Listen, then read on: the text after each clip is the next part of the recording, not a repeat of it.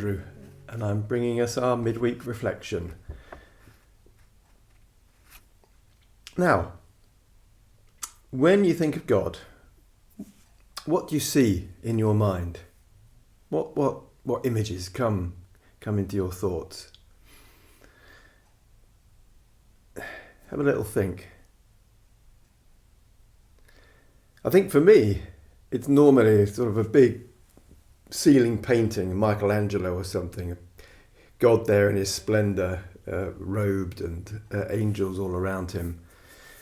But of course, we can see God in other things. A glorious sunset, for instance. Or I was out walking yesterday, and the frost on the Southwood Country Park was being caught by the sun, and it glistened across the grass. It was beautiful. I took a moment to stop and reflect on the beauty of God's creation.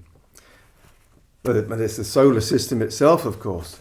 Looking up on a clear night where there's little light pollution, looking up at all those stars and things and thinking, yeah, God created that. Now, to understand God, to whom might we compare him? That's perhaps a little more difficult to answer, but that's the theme for our reflection today. God is incomparable.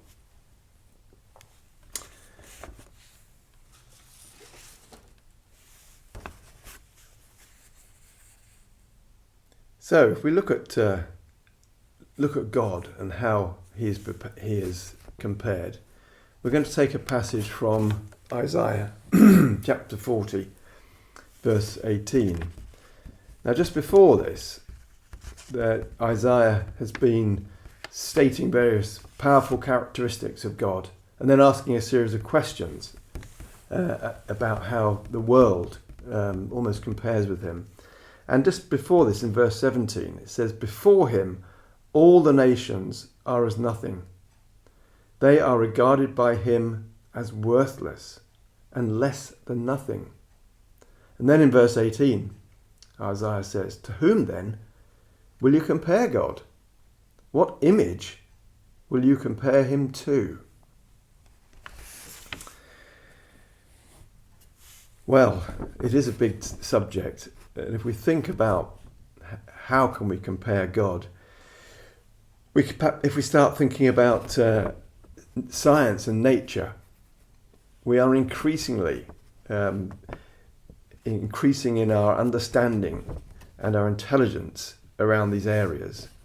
And if we think about creation, we now know there's in our galaxy there's 100,000 million planets at least, and our galaxy is probably one of 100,000 million, 1 billion galaxies in the universe.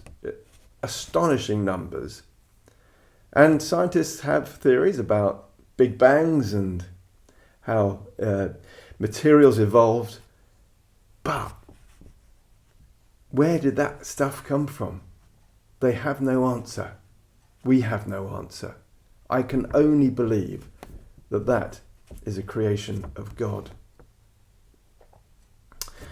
At the beginning of humans on earth, when God created man back in Genesis, then there's an interesting comment there at the beginning in chapter 1, which I'm going to read for us now. So Genesis chapter 1 verse 27 says, "So God created man in his own image. In the image of God he created him. Male and female he created them." So there we go. We were created in the image of God. But of course something sad happened, didn't it? Adam and Eve were tempted by the devil in the form of a serpent in the Garden of Eden and sinned. And we live with that legacy, of course. But we have that good news of Jesus, knowing that we have our salvation, we are forgiven because of Jesus. So what else do we think about when we think of God? Well, there's also, when I was just doing a little reading around here, right at the other end of the Bible, in Revelation, if we think of God, there's only one person that the Bible tells us has seen God, and that is Jesus. People like Moses got very close. They heard God speaking through a fire, through pillars of clouds and smoke.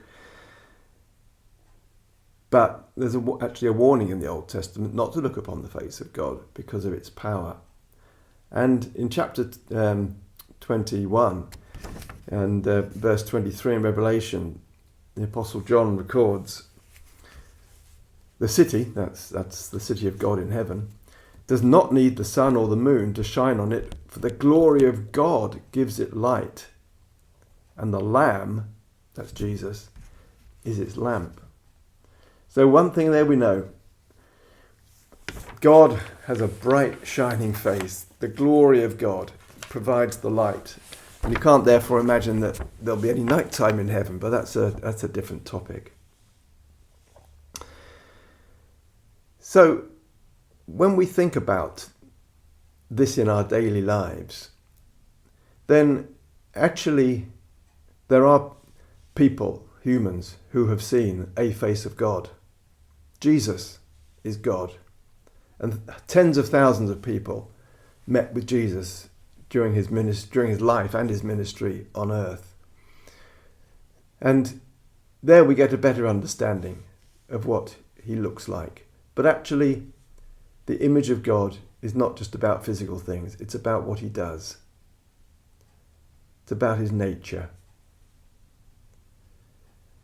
And as we've gone through this series of God is, we've looked at things like God is love. We had God is creation. Last week, Paul talked to us about God is faithful and true. And if we focus on the image of Jesus, which is more tangible for us, what is the characteristic of Jesus? What's his nature? What are the things he did? Well, he came to minister to those who needed help. The sick, the poor, the outcasts, the homeless. And that is the nature of God that we should seek. And we can do that in so many ways through how we live our lives and trying to be more like Jesus every day. Well, I hope that has brought you some insight, and it would be good to see you at one of our services on Sunday, or join us online if you're not able to be with us in person.